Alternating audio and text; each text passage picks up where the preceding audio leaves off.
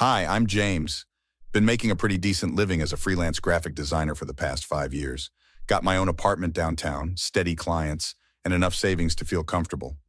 Not that my father would ever acknowledge any of that. So what's the big project this month? Drawing cartoon characters for some birthday party? That's how Dad greeted me when I walked into Aunt Patricia's lake house for our annual family reunion. Same dismissive tone he's used since I quit my marketing job to start my own business. Actually, I just landed a contract with Nova Tech. They're rebranding their entire product line. I try keeping my voice casual, though the contract is the biggest I've ever signed. That'll last until they realize they could have hired a real company.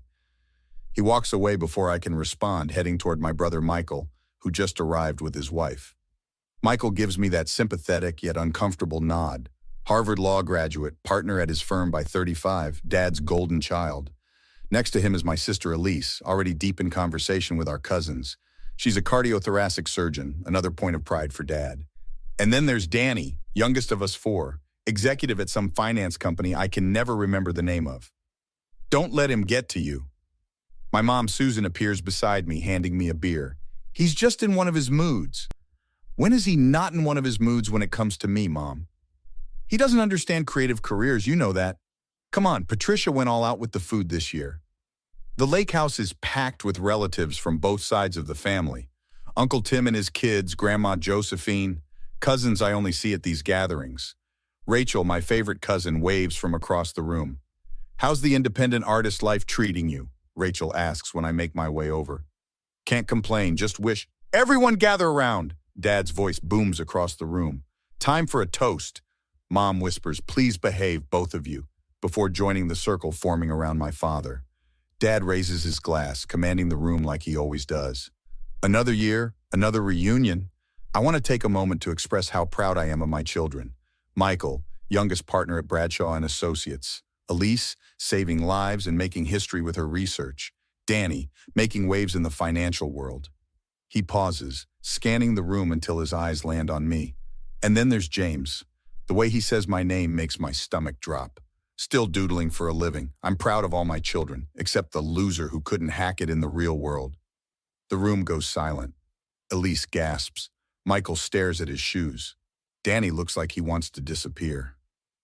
Well, I say, setting down my untouched beer. Thanks for the special mention, Dad. I grab my jacket and head for the door, ignoring Mom calling after me. Behind me, I hear Aunt Patricia saying something about dessert, trying to salvage what's left of the gathering. As I pull out of the driveway, I see them through the window, awkwardly continuing the celebration as if nothing happened. But something did happen, and for once, I'm not going to just take it. I slammed my apartment door and poured a whiskey, staring out at the city lights. My phone buzzed repeatedly, Mom calling, delete.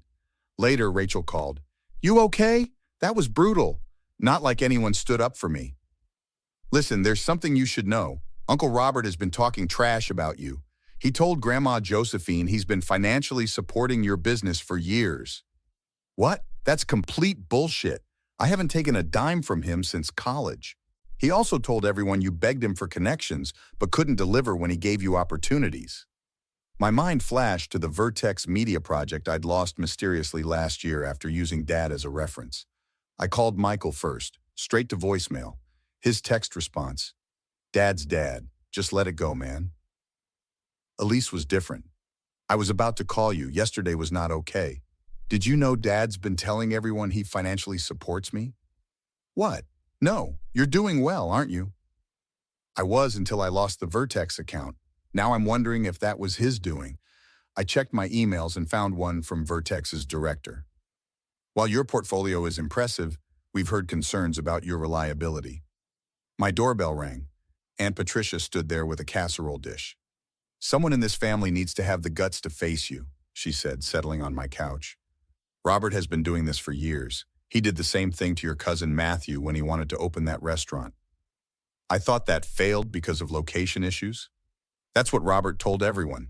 He convinced investors to back out by spreading rumors about Matthew's gambling problem, which never existed.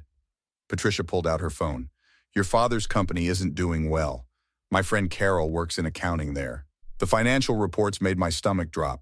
Dad's construction business was failing. 3 unsuccessful projects, lawsuits pending. He's been putting on a show, Patricia continued. The big house, the vacations, the bragging about his successful children. It's his way of distracting from his own failures. And you're the easiest target. All this time I thought I was the family disappointment. No, James. You might be the only one who isn't living a lie. I stared at the numbers, mind racing. The great Robert Anderson, king of his castle built on lies, was actually a fraud, and somehow I was going to prove it. I created a spreadsheet tracking every inconsistency in my father's stories, while Aunt Patricia dug deeper through her connections at Dad's company. I texted Danny, "Can we meet for lunch? No family drama, promise." At the diner, he looked nervous, constantly checking his phone. "Dad's been calling me nonstop since the reunion, says you're spreading lies." "Interesting, since I've barely talked to anyone." Danny pushed his food around. "Remember when I stopped coming to your place for game nights? You said work got too busy. Dad told me you'd been trash-talking me, saying I only got my job through his connections, said I should keep my distance. That never happened, ever. I figured that out. Last month, I overheard him lying to an investor about one of his projects." Danny slid his phone across the table. "Check his emails. I still have access from when I helped set up his account." The emails revealed everything. Dad had taken loans from Uncle Tim and Grandma Josephine, claiming he was helping me with money troubles.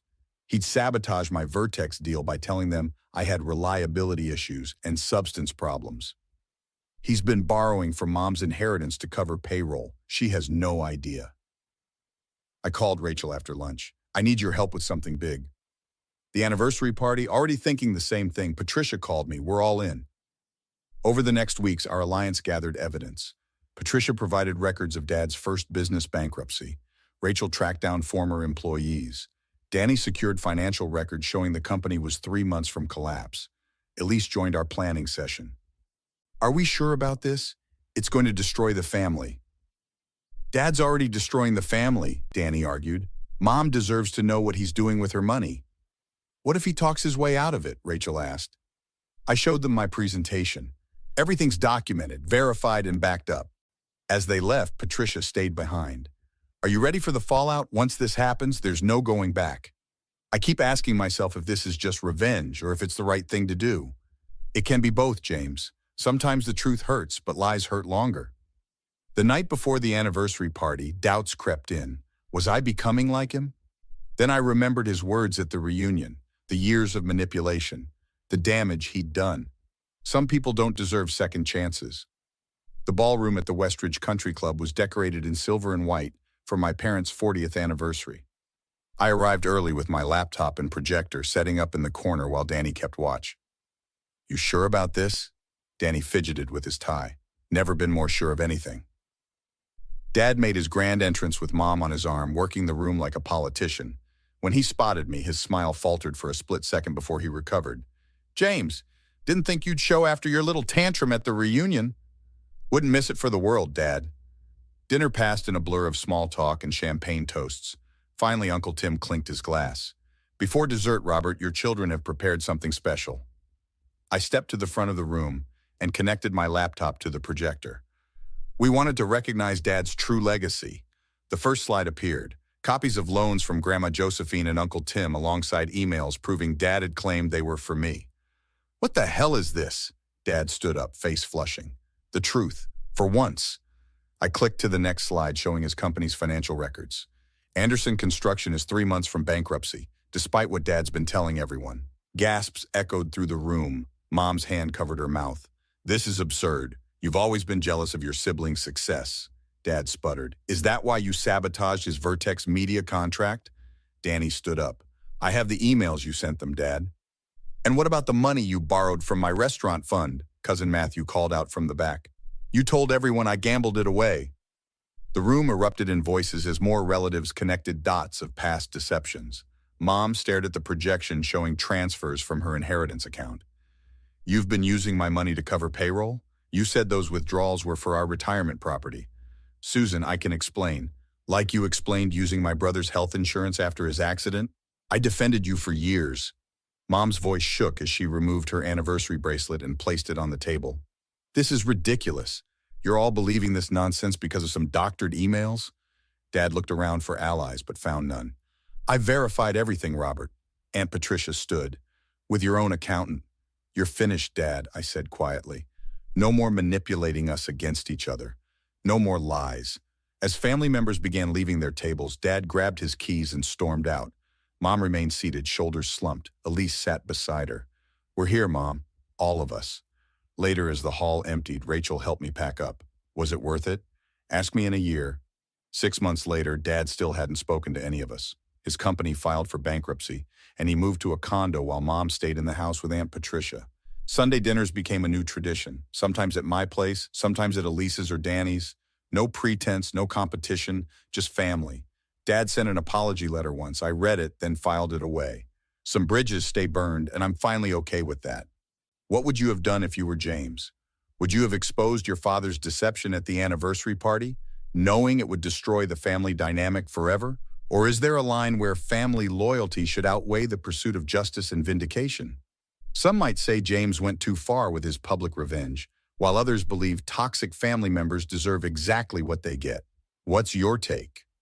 If you enjoyed this story of standing up to family manipulation, hit that like button and subscribe for more revenge tales that explore the complex choices we face when dealing with toxic relationships. Share your thoughts in the comments below.